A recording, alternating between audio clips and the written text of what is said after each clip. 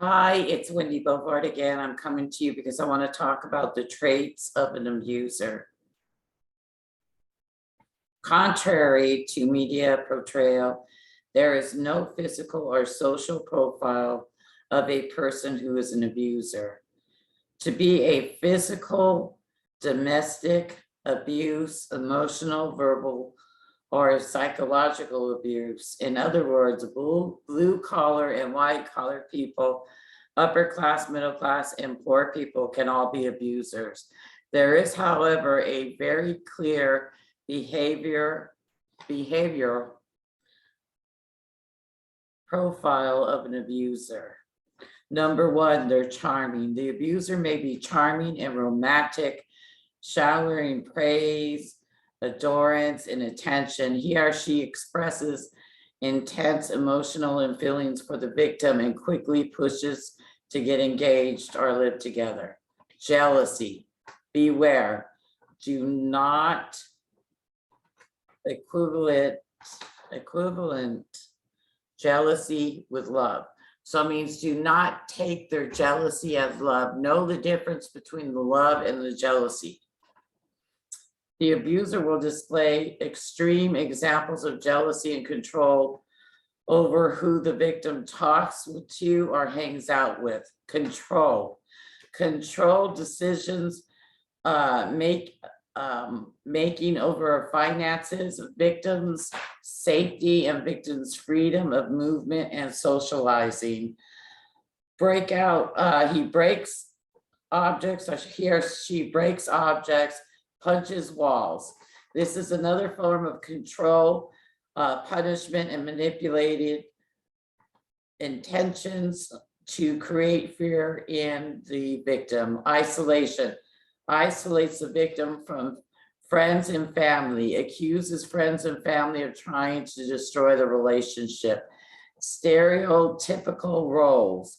The abuser will push and demand that stereotypical roles are enforced. The woman must be submissive, is inferior, and must serve the man.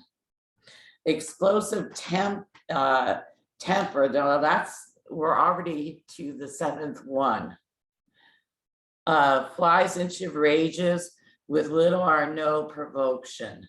Alcohol and drug abuse. The abuse of alcohol and drugs further drives the abusive behavior, and sometimes becomes the excuse. I was drunk. I won't drink anymore. Not true. Next Friday, they'll be out at the bar. Insecurity. The abuser has poor self-image and displays violent outbursts and anger, is extremely insecure. They're insecure. Split personality. Yes, I know this one well. Dr. Jekyll and Mr. Hyde. Sweet and kind, thoughtful one moment, angry, moody, and violent the next moment. Push and pull.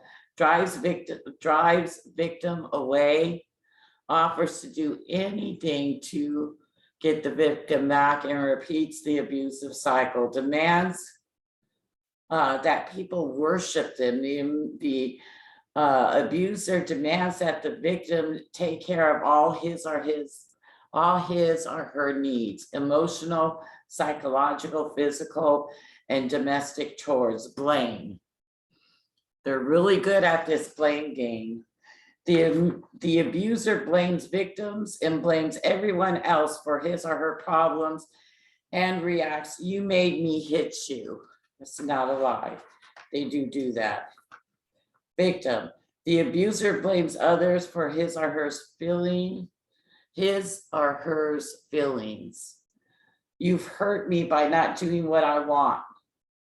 Violent conflict resolution. The abuser believes that the only way to resolve conflict is through violence, force, and control. He often clearly states women want to be dominated and controlled.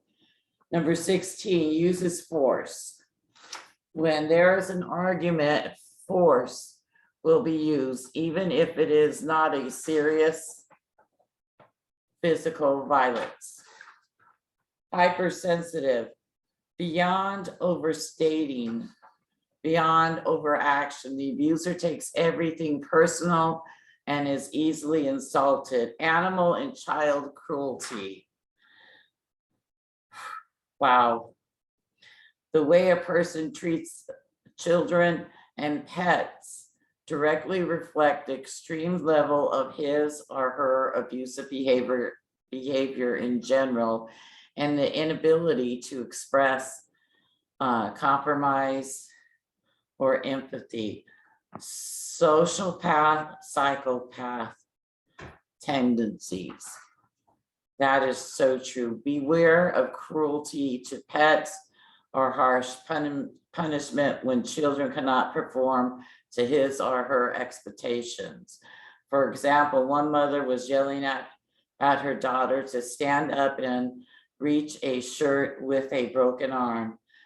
Another man beat his 4-year-old son for wetting the bed. Forceful and submissive sex. The abuser demands sex regardless of the victim's wishes or desires, even if the victim is ill. The sex is primarily submissive and may include acts that restrain or make the victim helpless. Verbal abuse. Judging, criticizing, condemning, humiliating, and degrading the victim with cruel words, verbal threats, and threats of violence. I'll slap your face, I'll kill you, I'll break your neck, I'll kill the children. Yeah, my ex-husband used to say, I could kill you, don't you know? Oh, bring it on. I'm still standing 30 years later. Manipulation and control versus criticism. The abuser consistently destroys the victim's self-esteem and self-image with criticism. You're fat, ugly, stupid. Nobody would want you. You should be thankful that I am with you. Yeah. Should I be thankful you're with me when you're abusing me? I don't think so. I think it's time to pack and leave. History of battery. Has hit people in the past relationships and blames him for the violence. Denial, denial, denial, denial. The abuser either denies that the physical violence occurred or states that it was not that serious or severe and that the victim is overreacting. You lay your hands on somebody, you are committing violence. It doesn't matter if they had a broken arm, a bruise, cut lip, whatever, hair pulls, loss of hair, you still laid your hands on them, and that is a form of violence. Violent love. The abuser justifies hitting, and this is number 25. The abuser justifies hitting and abusing the victim by saying, it's because I love you and because I care and am so passionate that I act this way. No, you're not. Violence is never an act of love. Never, never, never. That's not love. That's violence. So as the abuser may not fit the full profile stated above, he or she may not possess all 25 traits in the abuser's list above. However, possessing and demoralizing the majority of these demonstrating the majority of these traits, or even just one, hitting, is enough to warrant getting help and exiting this relationship. Go, pack your clothes, pack your children's clothes, pack whatever you can carry and walk out that door when that man's gone. Leave that phone behind and move on, because there's nothing as important as the safety of you and your children, whether you are a woman or a man. These are the 25 trademarks. Thank you for listening, and you have a great day. Bye-bye.